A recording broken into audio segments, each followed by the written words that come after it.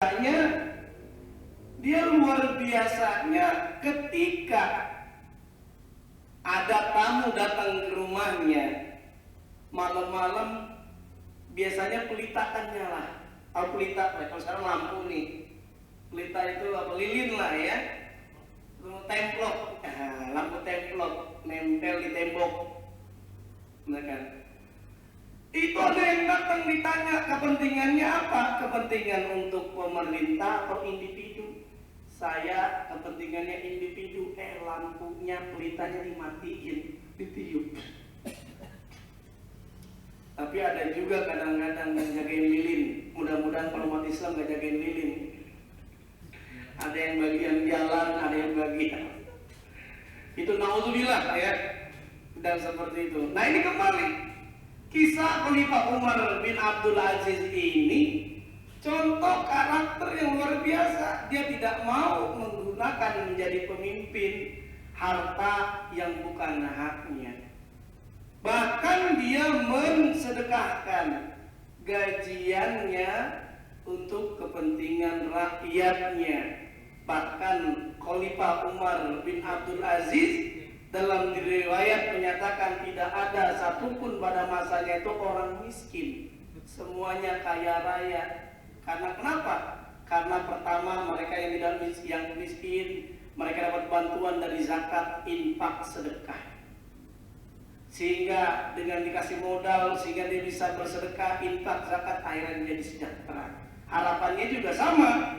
Pemimpin di Indonesia ini, mereka umumnya kita berharap nanti saat terpilih mereka membangun bangsa Indonesia ini menjadi bangsa yang baldatun thayyibatun wa rabbun ghafur.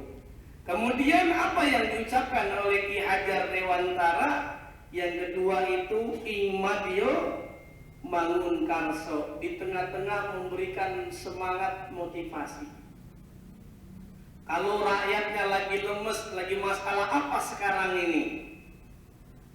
Ini pada bingung, banyak yang nggak lulus anaknya UN. Hendaknya perlu evaluasi, gimana mengatasinya? Walaupun lagi-lagi janganlah membuat janji, nanti akan ditagih janji kita itu semuanya. Bapak-bapak, ibu-ibu yang dimuliakan oleh Allah Subhanahu wa Ta'ala. Yang ketiga, tuturi handayani. Tuturi handayani apa ini artinya? Apa tuturi handayani ini? Di belakang memberi dorongan, ditenggang berarti ya.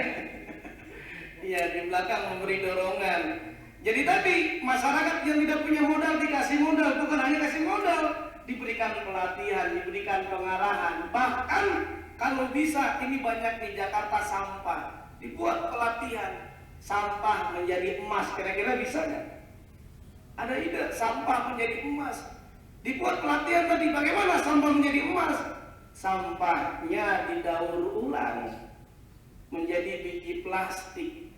Boleh jadi dari sampah itu bisa jadi payung, jadi tas. Eceng gondok aja yang biasanya dibuang cuma-cuma, karena ada pelatihan kewirausahaan, dikasih modal, jadi mahal nggak itu eceng gondok? Jadi tas mahal. Bekas serutan gaji apa namanya? Kayu diserut itu kan ada bekasnya tuh. Kemudian ada pelatihan bikin boneka horta, jadi mahal itu dia. Makanya bapak-bapak, ibu-ibu yang dimuliakan oleh Allah Subhanahu wa Ta'ala, kembali kita adalah pada prinsipnya adalah pemimpin yang dilahirkan. Kalau diciptakan, ya kalau kita ingin jadi pemimpin, belajar dengan orang yang sukses sehingga kita menjadi orang yang sukses. Barangkali ini saja yang saya sampaikan untuk mukadimah. Kalau memang ada pertanyaan bagi kita semuanya, Bapak-bapak, nanti akan kita kaji dalam diskusi tentang masalah Islam dan pemimpin. Bahkan ada kaidah yang menyatakan di dalam kaidah fikih, kalau kita nanti menjadi pemimpin, hendaknya berpikir bagaimana memberikan manfaat. Berpikir apa yang seharusnya, bukan berpikir apa yang saya ambil, gitu ya. Sebagaimana kaidah dinyatakan ra'iyatul imam ala ra'iyatihi manutun bil maslahah. Pemimpin yang baik adalah dia berpikir bagaimana untuk memberdayakan umat Islam, memberdayakan bangsa Indonesia ini yang awalnya konsumtif menjadi produktif. Indonesia ini konsumtif atau produktif kira-kira ini? Lebih cenderung konsumtif, nggak usah jauh-jauh. Apa sebabnya ini hadirin? Kebanyakan duit. Bukan hanya kebanyakan duit, karena kebiasaan kita sebagai orang tua membuat karakter anak kita bukan berpikir produktif, tetapi konsumtif. Contohnya bagaimana? Anak kita kalau ingin membeli barang kan dikasih aja itu, tidak diajarkan membuat. Belilah. Bahkan coba waktu anak kita masih TK diajarkan mengajar, mengeja juga lebih cenderung konsumtif. Ini Ibu Budi pergi ke pasar, ke mall. Ibu Budi membeli, bukan menjual. Seharusnya menjual, sehingga lebih cenderung kreatif. Bangsa Indonesia ini ketika kena masalah, tidak punya uang, miskin, itu lebih cenderung kreatif. Dulu ingat sama bapak, waktu nggak punya uang mau beli mainan, akhirnya lihat kulit jeruk Bali dibuat apa itu? Di mobil-mobilan. Lihat pelepah pisang buat apa? Kuda-kudaan, tembak-tembakan, kan kreatif itu.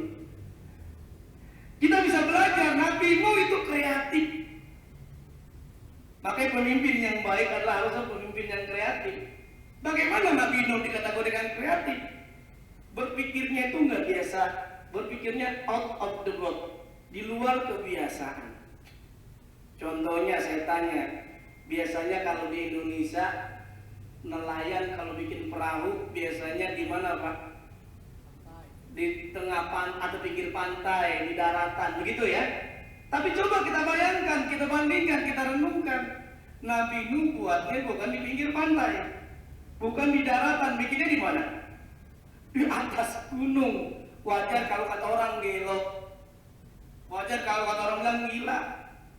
Nah inilah dia, orang yang kreatif itu lebih cenderung dibilang gila. Dulu ingat lagi waktu Indonesia airnya bersih, tidak ada polusi air, kan gampang itu. Ketika lewat sungai bisa minum, lewat pematang sawah bisa diminum tuh airnya mentah-mentah. Kemudian Aqua waktu itu mengemas air dalam sebuah kemasan. Orang bilang apa kira-kira? Aneh kan? Tapi coba ketika terjadi yang namanya polusi air, ternyata akhirnya menjadi leading. Oleh karenanya kreativitas itu sangat penting semuanya.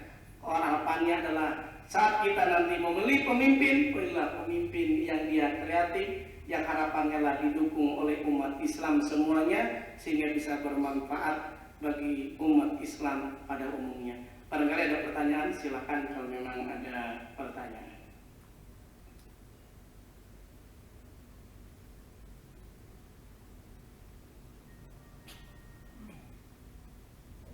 Oke, baik, Pak Selamat ya. Tadi kan diterangin bahwa memilih pemimpin itu yang seagama dan seiman, berkaitan dengan pemilihan presiden, Pak. Yeah. Dan kebetulan calonnya yang salah satu ini kan sudah menjadi gubernur.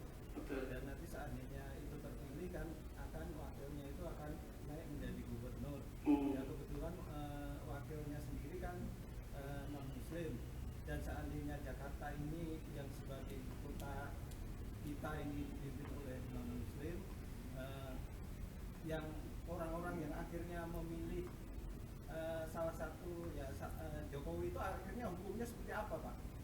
Iya. Ini pertanyaannya susah dijawab nih Pak. Jadi pertanyaan sangat menarik sekali. Ya ini dia, yang namanya politik itu ya. Yang namanya politik kadang-kadang kita susah menebak juga. Bagaimana kita memilih A, B, dan